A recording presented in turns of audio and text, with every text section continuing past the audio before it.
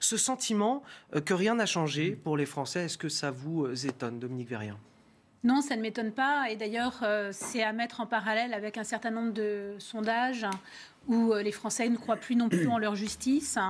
Donc, on voit qu'il y a effectivement... C'est le cas de notre sondage aussi. Voilà, un vrai gros travail à faire pour remettre, là je reprendrai les phrases de Valérie Pécresse, de l'ordre dans la rue, mais aussi dans les comptes, mais en remettant au travail des gens, la police.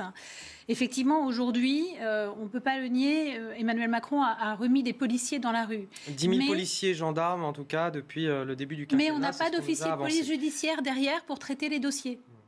Ce qui veut dire qu'une enquête qui n'est pas faite, c'est ce qu'on a vu sur le squatter, où on va dire qu'on ne le trouve pas.